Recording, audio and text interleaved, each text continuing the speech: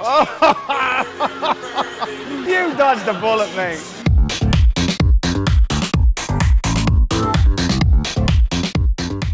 So guys, doing my extensive research for this chat, I trawled through a lot of clips from your 25-year history, and as I'm sure you can imagine, you guys have accumulated quite a lot. But one clip stood out above all the rest. The very first one, was it? Let's have a watch. We're not going to sing, we're going to do a bit of dancing. Oh, they're going to do a dance for us. Oh, I see, you're going to do a bit of dancing.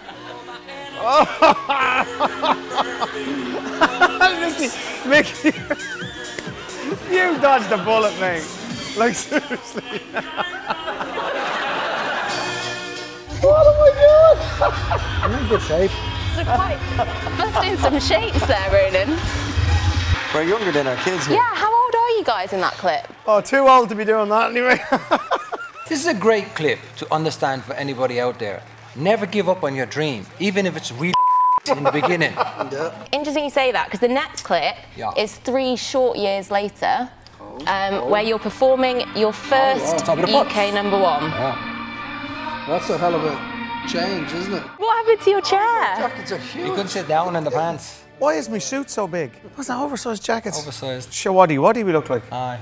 Shawaddy waddy. No, I mean, I think that's, you know, that's our first #1. Amazing. And especially looking back from clip 1 to clip 2 in such a massive transformation in success and in just ourselves and taking over the world at that point. It's funny when you say 3 short years though, but in a boy band's life, 3 years feels like 10 years because you're literally on the road every day, every week, constantly. So really, that was a huge journey to get to there. Back in those early days when you were just like on the tour bus all the time, which I'm guessing was probably like a little white van or something back then. At the beginning it was, yeah. Yeah.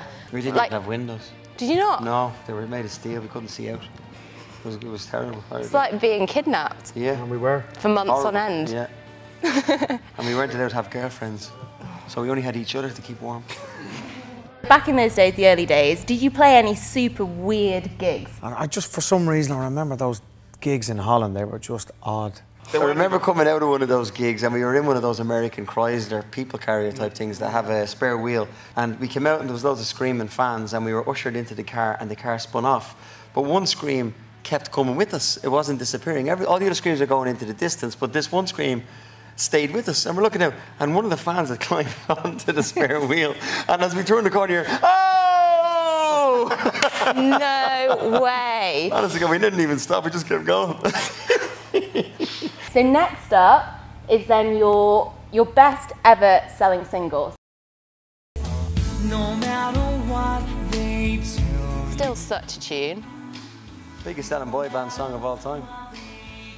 Not just Boyzone, boy band. When you guys were recording it, did you have a feeling it was going to be huge? I don't think you can ever say, oh, this is going to be huge. No. You never know. You're afraid to think that. We were on a high, we were at our peak there. You could almost do no wrong. And did you ever have any like creative input in that? They humoured us by asking us. Yeah. I mean, do you think we really wanted to stand in a pub and on the video for words? When you look back at it now, we're sitting there getting drowned. What the is that all about? With all that success came obviously some amazing awards. That was MTV and Shane having a little rant, I think, was it? Winner! The best Huge moment, huge moment. Boyzone! I was hosting it, yeah. Yeah, it was in Dublin, right? Look at me barn it. In the press recently, there's been a whole load of Yes, I know! Do you hate that? no. No. In the year 2000 about breaking up. I tell you what, we're Dubliners, we're Irish, and we'll be here for a long time. And We broke up 2 weeks later. And we're still here, you know? And we're still here, he was right. That's it. He said if he turned up groomed and sober, we wouldn't win. So he turned up in his street gear. Swords law. I was sitting beside Britney Spears, and she had just won an award before us. And she came back and sat down, and then we got up and went and won an award, and we had to go back and sit down. And I just went, anything you can do, I can do better. Just messing like that. And I don't know the girl. So she kind of giggled and laughed. So about 20 minutes later, she won a second award. And when she got back to her seat, she goes, anything you do, I do it better than you. And we won a second award. And I sat there and went, no, you don't. That was very funny. So then you obviously, you did take a break. What was different the second time around when you regrouped? We had to take a break because we were burnt out, most of us. Find out who we were as individuals and come back bigger, better and stronger, really. But then came Stephen's untimely death, which changed everything. Oh, Jesus. What are you going to play now? Stephen lived to perform and truly loved being centre stage. You can be sure he's looking down on us now, wishing we'd move over so he could flash his smile for the cameras one more time. What the future holds for the four of us now is too hard to even think about. But we know that nothing will ever be the same without our dearest friend, Stephen. Rest in peace, brother. That's raw watching that. No, it was a moment, you know, that we all had to face, and I think we all dealt with that in very different ways. We celebrate Steve now. We definitely don't look back on those kind of moments in sorrow, but we now continue to enjoy it.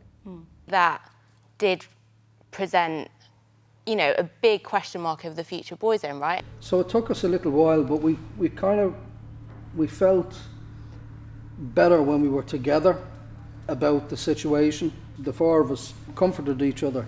You did decide to go at it as a foursome, and to huge success. This is a recent performance you guys did at Hyde Park earlier this summer. This is my favourite Boyzone song.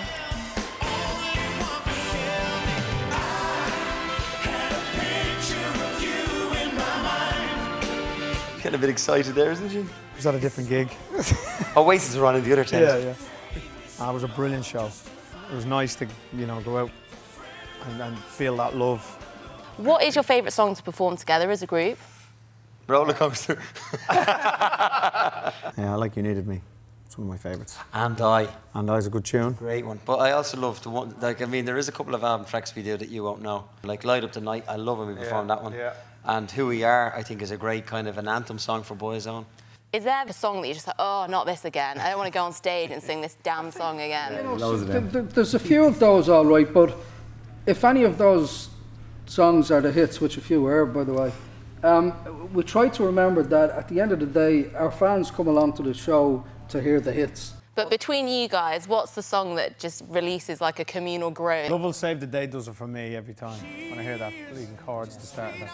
That drives me mad. I love that record. Do you like that one? I know. I just don't. This is the song that we released in Stephen's memory, for me, gave it all away. I love that song because of what it meant. But I'd love to keep that, you know, like keep it aside. sacred. Yeah. So how important is it for you guys to have been able to include Stephen's vocals on your last farewell album? It's everything.